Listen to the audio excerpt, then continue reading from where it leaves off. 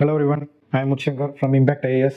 We are back with a new playlist called Impact Probables, which is going to focus on UPSC prelims, that too in static subjects, not on current affairs, but in static subject, where the probability of question which is going to reflect in UPSC prelims are high. Okay, now we are going to focus on subject geography, that too on topic polar vortex. Polar vortex is nothing but a large area of low pressure which is located on north pole and both south pole. அதாவது north போல்லையும் இருக்கும் south போல்லையும் இருக்கும். என்னன்னா low pressure. அப்போ இதுக்கு முன்னாடி sir polar areas high pressure தானே sir இருக்கும் அப்படின்னு சொல்லி நம்ம நினைப்போம். பட் இந்த லோ ப்ரெஷர் எங்கன்னா சர்ஃபேஸ் லோ ப்ரெஷர் கிடையாது. இப்போ ஃபார் எக்ஸாம்பிள் நம்ம ஏர்த்துன்னு எடுத்துக்கிட்டா இதுதான் போல்ஸ். இந்த இடத்துல இருந்து நம்ம இதுக்கு முன்னாடி சர்ஃபேஸ் விண்ட் அதாவது பெர்மனன்ட் விண்ட்ஸ் பார்க்குறப்ப என்ன பார்த்துருப்போம்னா இந்த ஏரியாவில் ஹை ப்ரெஷர் இருக்கும், இந்த போத் ஏரியாலுமே ஹை ப்ரெஷர் இருக்கும்னு பார்த்துருப்போம். ஆனால் இங்கே என்ன சொல்கிறாங்க, large area of low pressure and cold air surrounding both north pole and south pole. அதாவது போத் போல்ஸில் லோ ப்ரெஷர் இருக்குன்னு சொல்லியிருக்காங்க. ஆனால் அதே மாதிரி இந்த லோ ப்ரெஷர் அதாவது போலார் வோர்டெக்ஸில் சொல்கிற லோ ப்ரெஷர் வந்து சர்ஃபேஸில் இருக்க லோ ப்ரெஷர் கிடையாது. அது வந்து அப்பர் அட்மாஸ்பியர் அதாவது ட்ரோபோஸ்பியர் நம்ம பார்த்துருப்போம். அட்மாஸ்பியரில் வேரியஸ் லேயர்ஸ் இருக்குது. அந்த லேயர்ஸில் ஃபார் எக்ஸாம்பிள் லோயர் இது வந்து ட்ரோபோஸ்பியர், மேலே ஸ்ட்ராட்டோஸ்பியர், அதுக்கு மேலே மீசோஸ்பியர்னு பார்த்துருப்போம். இது ட்ரோபோஸ்பியர், இது ஸ்ட்ராட்டோஸ்பியர், இது மீசோஸ்பியர்னு பார்த்துருப்போம். இந்த பர்டிகுலர் போலார் வோர்டெக்ஸ் என்கிறது வந்து எங்கே இருக்குன்னா இந்த ஸ்ட்ராட்டோஸ்பியர் அண்ட் அப்பர் ட்ரோபோஸ்பியர் இந்த இடத்துல தான் ஃபார்ம் ஆகும். இந்த இடத்துல எப்படி ஃபார்ம் ஆகும்னா லோ ப்ரெஷரில் ஃபார்ம் ஆகும். இந்த இடத்துல ஃபார்ம் ஆகிற லோ ப்ரெஷர் ஏரியா தான் நம்ம என்ன சொல்லுவோம்னா போலார் வோர்டெக்ஸ் சொல்லுவோம். மோடி யோசிச்சுக்கணும், சர்ஃபேஸில் ஃபார்ம் ஆகுது. இந்த லோ ப்ரெஷர் வந்து சர்ஃபேஸ் ஆஃப் தி எர்த்தில் இருக்காது, அதாவது தரையில் இருக்காது. எங்கே இருக்குன்னா கொஞ்சம் தரைக்கு மேலே அட் ஆல்டிடியூட் ஆஃப் 7 கிலோமீட்டர்ஸ்க்கு மேலே 7 to 50 கிலோமீட்டர்ஸ் வரைக்கும் ஆக்குபை பண்ணுறதுக்கு வாய்ப்பு இருக்குது. இந்த போலார் வோர்டெக்ஸ்ங்கிறது எதனால் நம்ம இங்கே டிஸ்கஸ் பண்ணுறோம்னா இது லாஸ்ட் 2 to 3 இயர்ஸாக நியூஸ்லேயும் வந்துட்டு இருக்கு. அது போக ஸ்டாட்டிக்லேயும் ஒரு இம்பார்ட்டண்டான சப்ஜெக்ட். ஏன்னா இந்த போலார் வோர்டெக்ஸ்னால ஓசோன் லேயருமே அஃபெக்ட் ஆக வாய்ப்பு இருக்குது. அது என்னன்னு நம்ம நெக்ஸ்ட் பார்ப்போம். நான் இதுக்கு முன்னாடி சொன்ன மாதிரி கீ கேரக்டரிஸ்டிக் என்னன்னா லொகேஷன். அதோட லொகேஷன் ஃபர்ஸ்ட் நம்ம எங்கன்னு பார்த்துப்போம். லொகேஷன் என்னன்னா நல்லா பாருங்க, லொகேஷன் வந்து occurs over the polar region, அதாவது polar region both north and south போல்ல இது லொக்கேட் ஆயிருக்கும். Then structure consist of a rotating mass of cold and dense air. Cold and dense air என்ன எதுக்கு கொடுத்துருக்காங்கன்னா கோல்ட் ஏர் சில்லுன்னு இருக்க ஏர். அந்த கோல்ட் ஏர் எப்பயுமே எப்படின்னா ரொம்ப டென்சிட்டி அதிகமாக இருக்கும். டென்சிட்டி அதிகமாக அது வெயிட், அதாவது அந்த ஏர் வந்து ரொம்ப காம்பாக்டாக டென்சிட்டி அதிகமாக இருக்கிற ஏர். வார்ம் ஏர் இது கம்பேர் பண்ணுறப்ப டென்சிட்டி கம்மியாக இருக்கும், கோல்ட் ஏர் டென்சிட்டி அதிகமாக இருக்கும். இதுவும் ஒரு ஃபேக்டர் நீங்கள் ஞாபகம் வச்சுக்கோங்க. தென் சீசனல் பிஹேவியர், அதாவது இந்த விண்டு வந்து வின்டர் சீசனுக்கு எப்படி இருக்கும், சம்மர் சீசனுக்கு எப்படி இருக்கும், அதாவது சீசனல் பிஹேவியர். அப்போ இது வந்து வின்டரில் ரொம்ப ஸ்ட்ராங்காக இருக்கும். இந்த போலார் வோர்டெக்ஸ்ங்கிறது வந்து வின்டரில் ரொம்ப ஸ்ட்ராங்காக இருக்கும். அதே இது சம்மர்ல அது ஒரு இடத்துல இல்லாம வீக் ஆகி நிறைய இடத்துக்கு எக்ஸ்பேண்ட் ஆகும். அப்ப இது வின்டர்ல ஸ்ட்ராங் ஆகும், confined to one particular location, அதாவது சின்ன ஏரியால இது கன்ஃபைன் ஆகி இருக்கும். ஆனா சம்மர் அப்ப என்ன ஆகும்னா இது ரிலேட்டிவா வீக்கா இருக்கும், வீக் ஆகி அட்ஜாயினிங் ஏரியாஸ்க்கு எக்ஸ்பேண்ட் ஆகும். ஃபார் எக்ஸாம்பிள் இதுதான் நம்ம இது சம்மர், இது வின்டர்னு வச்சுப்போம். சம்மர்ல இது எவ்வளவு பெருசா இருக்குன்னா இவ்வளவு பெருசு, இந்த ஏரியா வரைக்கும் இது அஃபெக்ட் ஆக வாய்ப்பு இருக்கு இந்த போலார் வோர்டெக்ஸ் சம்மர்ல. ஆனா வின்டர்ல பாத்தீங்கன்னா ரொம்ப ஸ்ட்ராங்காகவும் சின்ன ஏரியாஸ்லயும் இது கன்ஃபைன்ட் ஆகி இருக்கும். தென் இதோட இம்பார்ட்டன்ஸ் எதனால இது ரொம்ப நம்ம இது எதனால அதிகமாக படிக்கணும், இதோட இம்பார்ட்டன்ஸ் என்னன்னு நம்ம இப்போ பார்த்துருவோம். அதாவது எர்த்தோட கிளைமேட்டிக் சிஸ்டம். இந்த ஏரியா ரீஜன் என்ன ரீஜன், ரொம்ப கோல்டான ரீஜன். அப்போ அங்கே கோல்டு ஏர் அதிகமாக இருக்கும். நம்ம குளோபல் விண்ட் சிஸ்டம் என்ன பண்ணும், கோல்டு ஏரை டிராபிக்ஸ் நோக்கியும் வார்ம் ஏரை அங்கே போல்ஸ் நோக்கியும் மூவ் பண்ணும். ஸோ அதனால கிளைமேட்டிக் எர்த்தோட டோட்டல் கிளைமேட்டிக் சிஸ்டமையும் இது அஃபெக்ட் பண்ணும். அதே மாதிரி it can cause extreme weather condition like cold wave and heavy snow storm. இதுக்கு என்ன மீனிங்னா நான் என்ன சொன்னேன், சம்மர் சீசன்ல இந்த போலார் வோர்டெக்ஸ் என்ன ஆகும், எக்ஸ்பேண்ட் ஆகும். அப்படி எக்ஸ்பேண்ட் ஆகுறப்ப இந்த ஏரியாவில் இருக்க கோல்டு ஏர் என்ன பண்ணும்னா பக்கத்தில் இருக்க அட்ஜாயினிங், அதாவது மிட் லேட்டிடியூட் ரீஜன்ஸ், அதாவது இந்த ரீஜன் தான் மிட் லேட்டிடியூட் ரீஜன் சொல்லுவோம். இந்த ரீஜனுக்கு அந்த கோல்டு விண்ட் என்ன பண்ணும், தூக்கிட்டு ஃப்ரம் போல்ஸ் டு இந்த ஏரியாஸ்க்கு அந்த கோல்டு ஏர் வந்து அந்த ஏரியாவில் என்ன ஃபார்ம் ஆகும்னா கோல்டு வேவ்ஸ் ஃபார்ம் ஆகும். இந்த கோல்டு வேவ்ஸ் வந்து நமக்கு யூஸ்ஃபுல்லாக கண்டிப்பாக கிடையாது. ஓகே, நெக்ஸ்ட் நம்ம வந்து எதனால ஃபார்ம் ஆகுதுன்னு பார்ப்போம். அதாவது இங்கே formation and behaviour of polar vortex. Behaviour என்னன்னா ஒரு சீசனுக்கு எந்த மாதிரி பிஹேவ் பண்ணுது. தென் இதோட ஃபார்மேஷன். ஃபர்ஸ்ட் இந்த போலார் வோர்டெக்ஸ் எப்படி இருக்குன்னா, வோர்டெக்ஸ்னா என்ன, வோர்டெக்ஸ்னா சம்திங் ஏதாவது சுத்துறது, அதாவது வோர்டெக்ஸ்னா ஒன்று ஏதாவது சுத்துறது, சம்திங் இந்த மாதிரி ஸ்பின் ஆகுறது ஏதோ அந்த மாதிரி வோர்டெக்ஸ்னு சொல்லுவாங்க. போலாருங்கிற நேம் எங்க, போலார் ஏரியாஸ். அப்போ போலார் ஏரியாஸ்ல இருக்க சுத்துற விண்ட்ஸை தான் நம்ம என்ன சொல்லுவோம்னா போலார் வோர்டெக்ஸ் சொல்லுவோம். இது எதனால ஃபார்ம் ஆகுதுன்னா டெம்பரேச்சர் டிஃபரன்ஸ்.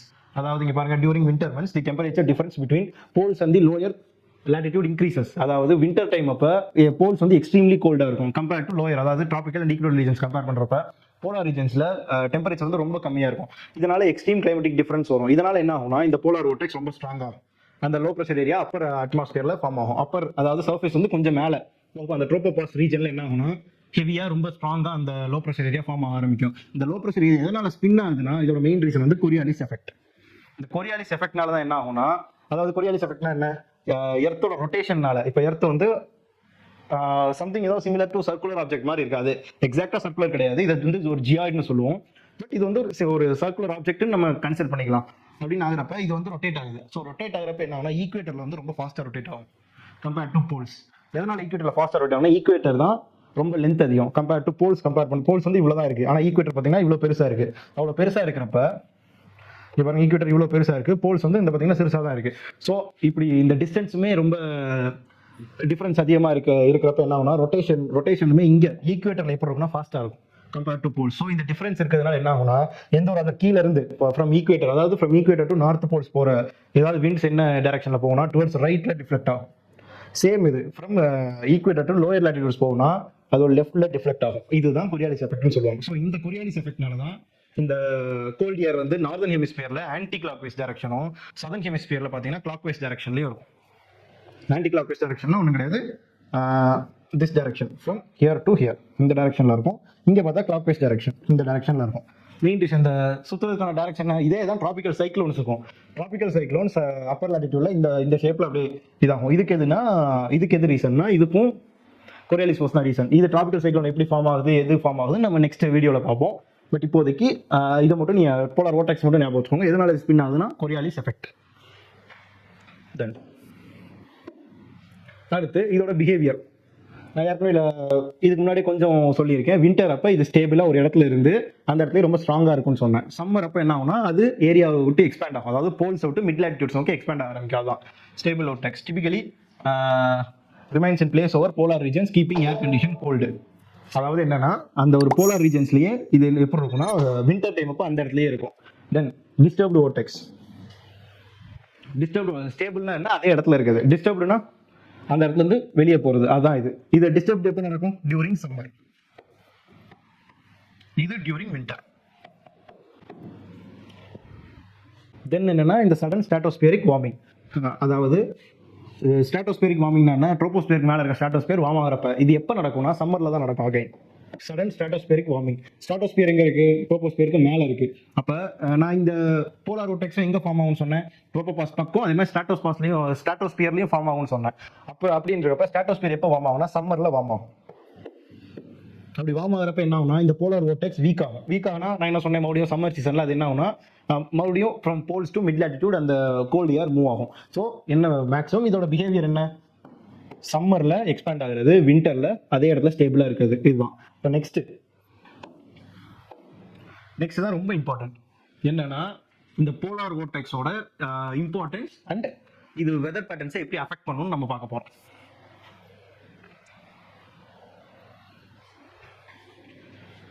இங்க பார்த்தோன்னா when polar vortex வீக்கன்ஸ்னா என்னன்னா அது வீக் ஆகுது. எப்போ வீக் ஆகும், சம்மர்.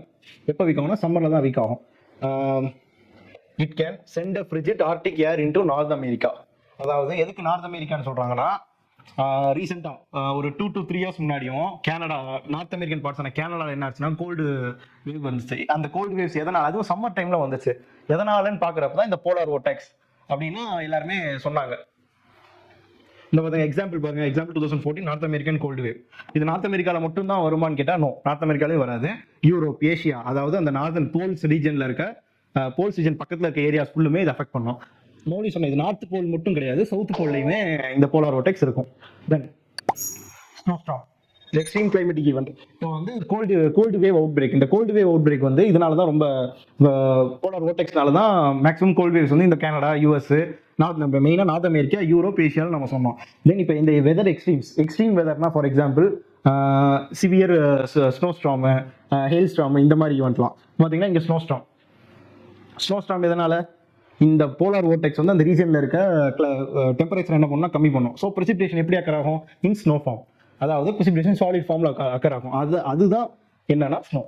ப்ரெசிபிடேஷன் சாலிட் ஃபார்மில் வந்தால் ஸ்னோ, லிக்விட் ஃபார்மில் இருந்தால் தண்ணி, அதாவது ரெயின். ஸோ இந்த இந்த ஏரியாவில் போலார் vortex என்ன பண்ணும், டெம்பரேச்சர் கம்மி பண்ணி விட்டுது. So snow. Then global influence. Global லெவலில் இது என்ன பண்ணும், அதாவது மறுபடியும் இது எக்ஸ்பேண்ட் ஆகுறதுன்னு சொன்னேன்ல, இந்த எக்ஸ்பேண்ட் ஆகுறதுக்கும் இன்னொரு ஃபினாமினானுக்கும் ஒரு நல்ல தொடர்பு இருக்குது. அதாவது அதுதான் ஜெட் ஸ்ட்ரீம்.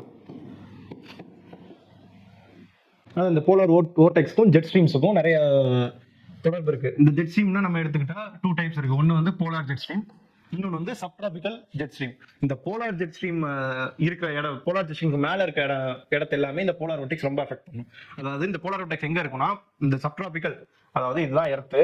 இந்த இடத்துல பார்த்தீங்கன்னா என்ன ஜெட் ஸ்ட்ரீம்ஸ் இருக்குன்னா, சப்ட்ராபிக்கல் ஜெட் ஸ்ட்ரீம். இந்த இடத்துல பார்த்தீங்கன்னா போலார் ஜெட் ஸ்ட்ரீம். இந்த ஏரியாவுக்கு மேலே, இந்த ஏரியாவில் தான் மேக்ஸிமம் என்ன இருக்குன்னா போலார் vortex இருக்கும். தென் இதுக்கப்புறம் இந்த ஜெட் ஸ்ட்ரீம் வந்து எப்போ சவுத் நோக்கி மூவ் ஆகும், சம்மர். எப்போ நார்த் நோக்கி ஷிஃப்ட் ஆகும், விண்டர்ஸ். ஸோ இதனால தான் நான் என்ன சொன்னேன்னா, இந்த ஜெட் ஸ்ட்ரீம் சம்மர் அப்போ என்ன ஆகும்னா இந்த மாதிரி மியாண்டர் ஆகும். அதாவது இந்த மாதிரி கர்வ்டு நேச்சரில் மாறும். கர்வ்டு நேச்சரில் மாறுறப்ப இந்த இடத்துல இருந்து என்ன ஆகும்னா, இந்த ஏரியா ஃபுல்லும் கோல்டு விண்ட்ஸ் ஆக்குபை பண்ணிடும், இந்த ஏரியாவில் வார்ம் விண்ட்ஸ் ஆக்குபை பண்ணிடும். ஸோ இந்த ஏரியாவில் கோல்டு விண்ட், இந்த ஏரியாவில் வார்ம் விண்ட். அப்போ ஆல்டர்னேட், இந்த ஏரியாவில் என்ன ஒரே லேட்டிடியூட்ல தான் இருப்பாங்க, பட் இந்த இடத்துல எப்படி இருக்கும்னா கோல்டு வேவ் சுச்சுவேஷன் இருக்கும், இந்த இடத்துல ஹீட் வேவ் சுச்சுவேஷன் இருக்கும். அதுதான் இங்க மெயின் ப்ராப்ளமே.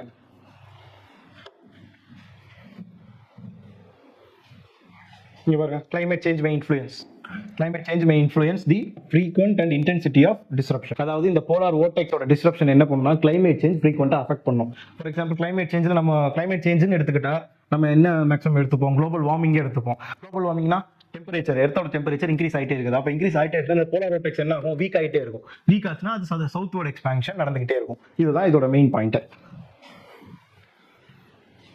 ஸோ நெக்ஸ்ட் என்ன பார்ப்போம், அதுதான் polar vortex and climate change தான். இங்க பாருங்க,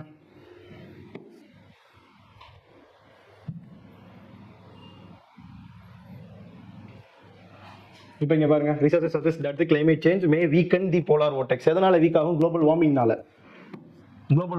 வீக் ஆகும். வீக் ஆகி அந்த கோல்டு வேவ் எங்க பண்ணும், கோல்டு வேவ் வந்து என்ன பண்ணும்னா டுவர்ட்ஸ் சவுத் நோக்கி வரும்.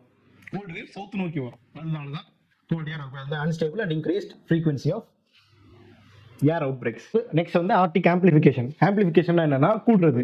அதாவது ஆர்டிக் ஆம்பிளிஃபிகேஷன் என்னன்னா, அங்க ஆர்டிக் ரீஜன் வந்து கம்பேர் டு மற்ற ரீஜன்ஸ் கம்பேர் பண்றப்போ ஆர்டிக் ரீஜன் வந்து டெம்பரேச்சர் வேகமாக ரைஸ் ஆயிட்டு இருக்கு. அதுதான் சொல்லுவாங்க, அந்த Arctic warms faster than other region. It reduces the temperature difference between Arctic and இந்த polar vortex எதனால ஃபார்ம் ஆகுதுன்னு நம்ம சொல்லியிருக்கோம். இந்த டெம்பரேச்சர் டிஃபரன்ஸ் ஆர்டிக்கும் டிராபிக்ஸும் இருக்க டெம்பரேச்சர் டிஃபரன்ஸ்னால தான் என்ன ஃபார்ம் ஆகுதுன்னா போலார் vortex ஃபார்ம் ஆகுது. அப்போ இந்த ஆர்டிக் ஆம்பிளிஃபிகேஷன், அதாவது ஆர்டிக் ரீஜன் வந்து ஹீட் ஆகுறது ஃபாஸ்ட்டாக இருந்துச்சா அந்த டெம்பரேச்சர் டிஃபரன்ஸ் என்ன ஆகும், கம்மியாகும். அப்படி கம்மியாகிறப்ப இந்த போலார் vortex அஃபெக்ட் ஆகி அதோட ஸ்ட்ரென்த் வந்து கம்மியாகும். ஸ்ட்ரென்த் கம்மியாச்சுன்னா அது நிறைய ஏரியா இம்பாக்ட் பண்ணும். அதாவது அது எக்ஸ்பேண்ட் ஆகிறப்ப நிறைய ஏரியா அஃபெக்ட் ஆகும். Then weakening vortex, impact of weakening vortex. The weak polar vortex can lead to more frequent and severe cold. இது நம்ம ஏற்கனவே பார்த்துருக்கோம், இதுக்கு முன்னாடியே நம்ம பார்த்தோம். அதாவது ஒரு வீக் போலார் vortex என்ன பண்ணும், எக்ஸ்பேண்ட் ஆச்சுன்னா அந்த ஏரியால கோல்ட் ஏர் தான் வரும். தென் ஃபியூச்சர் ப்ரொஜெக்ஷன், அதாவது சயின்டிஸ்ட் இப்போ என்ன பண்ணியிருக்காங்கன்னா, டியூ டு குளோபல் வார்மிங், இந்த குளோபல் வார்மிங்னால ஃப்ரீக்வெண்ட் இந்த போலார் vortex டிசப்ஷன் நடக்க வாய்ப்பு இருக்கு. அதாவது இந்த போலார் கோல்ட் வேவ்ஸ் வந்து அதிகமாக வர வாய்ப்பு இருக்கு அப்படின்னு சொல்லி சயின்டிஸ்ட் வந்து ப்ரொஜெக்ட் பண்ணியிருக்காங்க. Okay, next summary. இதுக்கப்புறம் நம்ம இதுக்கு முன்னாடி என்ன பார்த்தோம், போலார் vortex என்னன்னு பார்த்தோம், எதனால ஃபார்ம் ஆகுதுன்னு பார்த்தோம். தென் அதோட எப்படி குளோபல் வெதர் பேட்டர்னை அஃபெக்ட் பண்ணுதுன்னு பார்த்தோம். ப்ளஸ் ரீஜனல் வெதரையும் எப்படி அதை அஃபெக்ட் பண்ணுச்சுன்னு பார்த்தோம். மெயினாக என்ன, கோல்டு வேவ் வந்து அதிகமாக இந்த மிட் லேட்டிவ் ரீஜன்ல வர்றதுக்கான காரணம் என்ன, இந்த போலார் vortex தான். இதுதான் நம்ம பார்த்தோம். இப்போ நம்ம நெக்ஸ்ட் வீடியோவில் நம்ம அடுத்து என்ன பார்ப்போம்னா, ட்ராபிக்கல் சைக்ளோன்ஸ். ஏன்னா ரீசெண்டாக நிறைய டைம் நியூஸ்லையும் இருக்கும். ப்ளஸ் அது ஒரு நல்ல ஸ்டாட்டிக் டாபிக்ங்கிறதுனால யூபிஎஸ்சி பிவிக்யூஸ், ப்ரிலிம்ஸ் பிவிக்யூஸ் நீங்கள் ரெஃபர் பண்ணீங்கன்னா ட்ராபிக்கல் சைக்ளோன்ஸ் பற்றி கேட்டிருக்காங்க. அதனால நம்ம நெக்ஸ்ட் வீடியோ ட்ராபிக்கல் சைக்ளோன்ஸ் பற்றி பார்ப்போம். So stay tune. தேங்க்யூ.